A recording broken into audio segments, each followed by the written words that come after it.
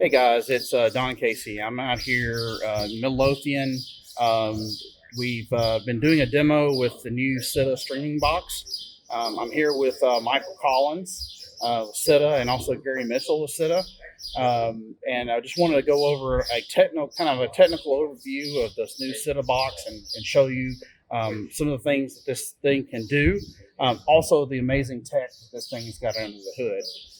So one of the things that we have immediately is, and this is pretty revolutionary, is this card. The entire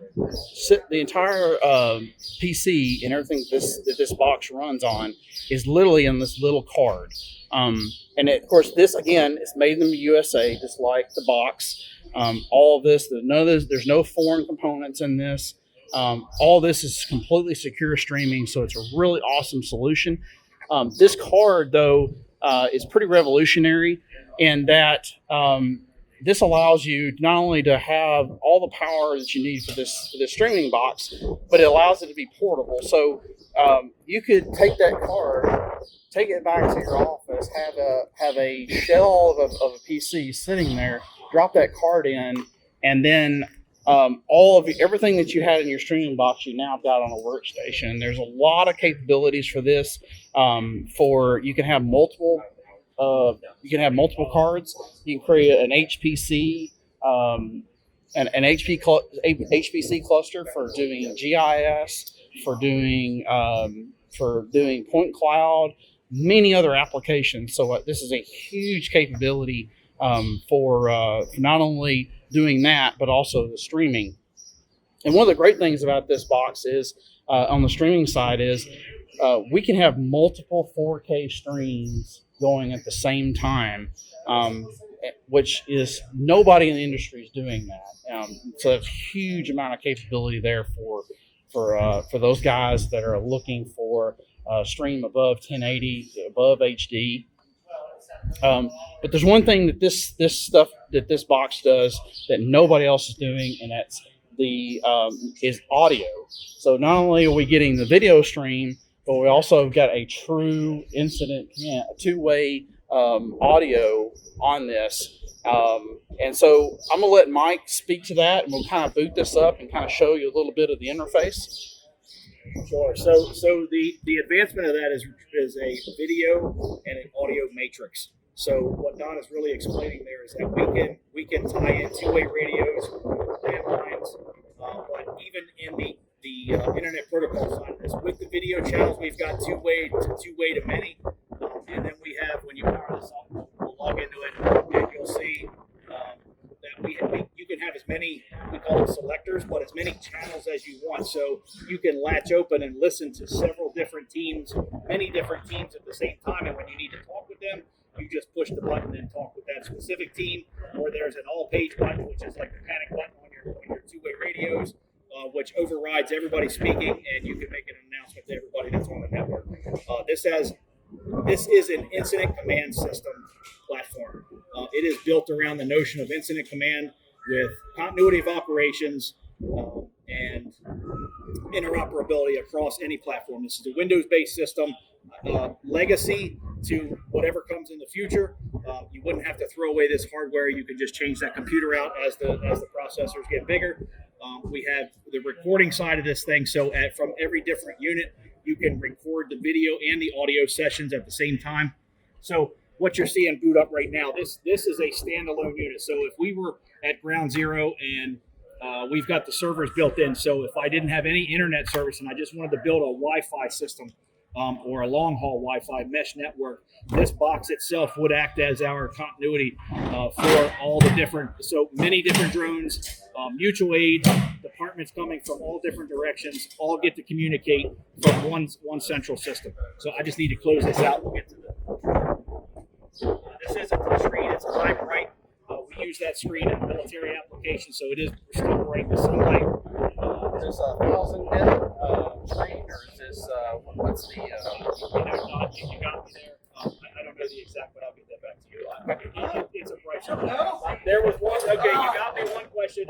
I would say yes, it's close to 1,000, but I don't want to say it. It may be 895 and and you're going to say, hey. But still, definitely bright enough that if this was out in direct sunlight, you'd have no trouble seeing this for those applications. Yeah. So here we have the system admin, which wouldn't normally be here, but the system admin gives you really deep capabilities into teams, what people are allowed to do, who can get in, who can get out, mutual aid partners, your surrounding departments around your counties, other counties, other states. Then you go to the control panel. We're logged in right now through this is a FirstNet device, so I'm still a first responder, volunteer fireman. So this is, let me say that for a second. So I got my lifetime as a public servant in fire and rescue, and my day job is telecommunications and video engineer. So we have all the things we learned in those FEMA courses that they make us take every year, where they talk about interoperability and continuity of operations, where I don't believe they've been realized until today. So this is a ground up, grassroots up, quick deploy solution for incident command system. And so as Don makes more videos into the future, others, and you'll see that it's not just video and audio. So if you have other applications where you want to track people, Blue Force Tracker or the 3D Match, the point clouds, the orthomosaics, all those things can be done in real time and shared out across the network with anybody who's in the IGAN system. So you called it the Cytta box, but it's actually the product is called IGAN, Incident Global Area Network. And we truly mean global, because if you were a search and rescue team and you go abroad and you have this box, you have a small satellite antenna and your two-way radios, you would have full comms reach back to your homeland and or your teams that are over there. Wow. Wherever you go to help. So we don't have a camera hooked up right now, but so here you see the selectors all page, headquarters all. We got a PIO officer. We had this last drill was Los Angeles, LAFD, and LAPD. But here's where, if we open the share screen button, now we have the whole screen. You have an application window, which would be your very specific. Maybe you have some other kind of software in-house in your department that you need to share out in real time. That's how that would happen. And then that becomes a live and or a Chrome tab. So anything that's streaming live on the internet, you go in through Chrome, you pull it up, you make it stream live, and then you come back in and hit the start button, and now you have that news channel or whatever it is you need to get into the system for information. Or maybe even a local news channel that's streaming to your, that you can pick up off your television from your EOC or your dispatch center. You can pipe that into this as well. So and you don't have a limitation, at least not a hardware limitation on the amount of people that can not only stream but also see these streams, right? No, so it's you can call it a port, a license, or a seat, however you want to say it. But each license or each port will give you the capabilities. Let's say you have 10. You literally could have 100 video channels in there if you're a computer fan. So, and every 10 you could have 10 videos. This box we can ingest HDSDI from a Sendence controller, or any PoleCam, any kind of controller, USB cameras, and then our other iteration of boxes, we have HDMI as well as this. So you could push. I've had up to 8 videos on one. This is an i7 processor in that card, Intel 8 core. And it's right now the card that's in this has got a terabyte SSD built onto it. Yes. But I know we were talking a little bit about that. We've got capabilities to go even higher than that, right? You can run external hard drives. You can put more so if you add more cards. So in that card itself, the terabyte is as big as we have today. Right. Obviously, that's going to grow as those things they shrink them down. But to date, 1 terabyte is what we have on that hard drive. So when we do the recording of this, we set it to 2.5 megabits per second. So that 1 terabyte will last all day long, right? And that's a good quality video. That's because it's localized recording. It's not streaming out. So 2.5 megabits per second is a really high quality for your recording side of that. It would still be forensics level, let's say, whatever the quality. It's going to retain the quality of what you're seeing on that screen. And of course, with the compression and stuff that you guys, the algorithm you guys use in the compression level, you don't need much bandwidth. Good point, Don. So so sub half second latency. So we literally are less than a half a second of latency in this, and we've worked really hard to get to that point. As well as when you open a video channel, or let's just share a screen. What the heck? Let's go there and hit share. So over here, sorry, I don't have my glasses on. I can't see that. Hit share. Now you see the screen, our computer screen. So here is where we have, we can enable audio. So if audio is embedded in the video, it'll pass it through. I don't suggest that because you can't turn that off, right? Then once it's in the audio, you can't turn those people off if it happens to be a DSLR camera or some zoom camera you got out on the far end that's doing surveillance from a long distance. So leave that off. The bit rate we leave set at auto, but we can go all the way down to 5 kilobits. Wow. Which is pretty profound. And of course it breathes a little bit, but this and all the way up to 2,500 kilobits. But auto is really good. Camera you can choose. I have a bunch of camera. You see, I got up to 6 in this box, so a lot of capabilities there.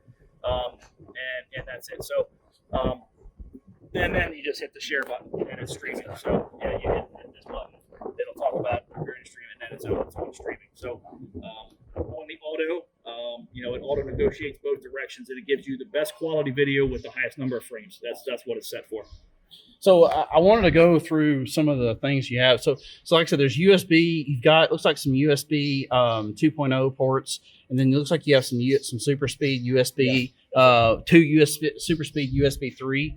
And like I said, we bought, most of those technical guys, we know what that technology is. We know what that does for us, especially having that capability of a USB 3, especially your bigger external hard drives. This will allow you to basically output all that to that, and having those higher rates of transfer is crucial, especially when you're talking about you may have multiple streams recording at the same time. That's right. And then of course a gig LAN. Right. So you may have a gigabit LAN. So really we can plug this into a hotspot that has that capability, yes, or plug this into a network that's already on-prem if you have it. And in addition to that, I keep a small satellite antenna that is Inmarsat, and that's low bit rate. So you usually get about 3 to 400 kilobits per second. I like the hardwire. And any chance you can get the hardwire in the box is always better, especially when you got drones flying around. Everybody's got a cell phone. It's just more interference from Wi-Fi. But anyway, this system, also this is a key point, right? So this system works through satellite at low bit rates. So the affordable satellite links, we can still push video and audio comms. So you could literally be anywhere on Earth except for the polar caps, unless you're military, and you can have HD video with two-way comms, with a drone, with any kind of camera, with this system. Oh, like I said, that opens up tons of capabilities for disaster response, where we go into an area where all the cell towers may be blown away. There's no infrastructure there. There's no power. This allows not only to be able to transmit, but also get that out at a rate that's acceptable. So one thing I did notice is this battery pack. So can you tell me a little bit about this battery pack and what that's there for? So that battery comes out of the television world. So that's a standard, called a gold mount. And they usually hang them on the back of an ENG camera. The electronic news gathering newscasters use them. That powers a camera for a long time. I like those batteries. That one, they've actually shrunk that down half the size, thickness-wise. But that battery, full charge, will run this box for at least 4 hours. Wow. The power, while we're on power, so we have a DC in, which is 9 to 36 volt. We use Limo connectors, which are in connector world, they're in the top 3 in the world best. And that goes out to a cigarette lighter. We also give you this adapter, which P-tap, power tap out of these batteries. It's on the back side here. You can run dual batteries, and you can run all of this at the same time. So AC, battery, and another battery, or a cigarette lighter, so they're all redundant if you needed that, or just dual batteries. So that keeps you, so by having that, kind of having the dual source connectors like that, or actually you have more than that, you really have triple source connector power from this. You can run this box even if you're in an area with no power, and be able to keep this box running all the time as long as you need it to. Yeah. As long as you got the back to carry the batteries that fly your drone, it will outlast your drone based on what you can carry in your backpack. Right. So, and this is really lightweight. It's without that battery, I think it's 5-6 pounds. Really lightweight. Huge. Yeah, right. So, yeah, I mean we're used to seeing a lot of the other streaming boxes out there. So the other things that either they don't have that hardware, or it's really heavy, it's really cumbersome. So this is a huge step forward in that. So one of the things I guess we're talking about streaming boxes. The difference we've seen in a lot of those other streaming boxes is latency, right? So we see where Kitty Hawk, sometimes we might have 2 or 3 seconds latency, and then during an incident, that can be killing. That can make the difference between somebody getting killed or something being noticed in time and saving an officer or an agency. Right. So I'll give you the example this way. So there's a lot of ways. There's a lot of video systems out there, and you don't build one fire truck to fight every fire that happens, right? You got many different fire trucks that are on the street to take care of different types of scenarios. You don't have one video box that fits all scenarios. In this case, for public safety and military, it needs to be reliable, easy to use, extremely low latency, and low bandwidth, and have the ability to be, it's modular, so it can expand as people come on scene. So again, incident command system. I really want to drive that home. This is an incident command system. It can still, if you just wanted to stream video for your drones, it's affordable and deployable today. And it will just do your drones, and you got comms with the pilot from wherever. Maybe you're providing Overwatch for a SWAT team, and your lieutenant, whoever's running the team, can talk to the drone. The guy inside, we didn't talk much, but we can have this app. We have apps for the Android and for iPhone. We can pick up the camera from any device. So our app running here, we can add in a body worn cam, a helmet cam, a cell phone. You could be undercover with a set of ear pods and bury the app and still be able to listen. We can't interrupt. You can close off the mic. Remember I said you can latch open the speaker and the microphone. I don't have a mic turned on right now. That's why it's giving us that error. And have the video streaming during the buy. So you'd have a drone in the air, giving Overwatch from a distance. They can't hear, zoomed in on the buy. You got the undercovers in the car with the camera and the audio open from your cell phone. And then maybe there's another camera from a distance from a dashboard with a zoom lens or something. Whatever you can think camera-wise, bomb robots, pole cams, USB cameras. You can plug USB cameras into this and stream it. Sky's the limit. That's awesome. So, and this box is available right now. So if agencies wanted to get in touch with you, possibly look at getting this, they can get their hands on this now. They can. Awesome. Yes, we've got departments that are deployed with this system now. Here's another thing I want to say. This is really important. So with the notion of CJIS compliance for police departments, they need to have control of that video. So we're not forcing you to buy a cloud-based system. If you want to buy the software outright, you buy our server, the number of license.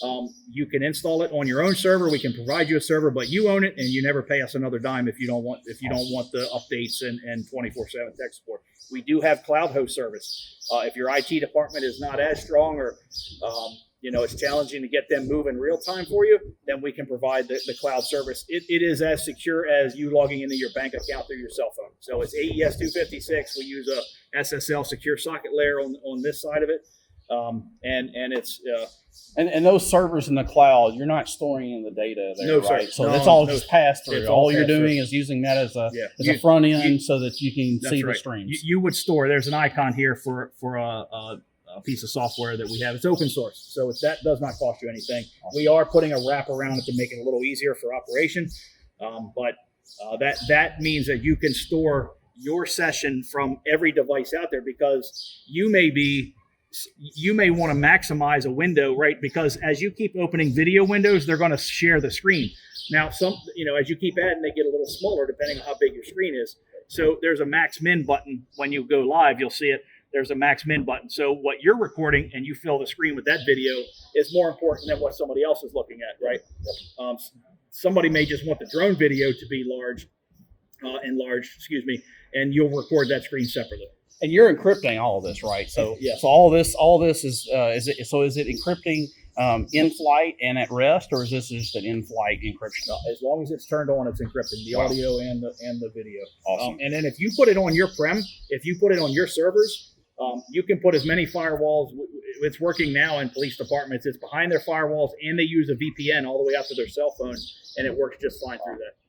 That's awesome. That is absolutely awesome. Well, so guys, this is a pretty. I know it's been a pretty technical video. I know there's going to a lot of people are probably going to have questions. I would definitely encourage you guys to look into this. If you're thinking about a streaming box, I would definitely encourage you guys to get in touch with Mike or Gary. I will have their contact information in this video, so they can get in touch with. You can get in touch with Mike, and he can definitely give you a lot more detail. Give you more details that maybe we didn't cover in this video.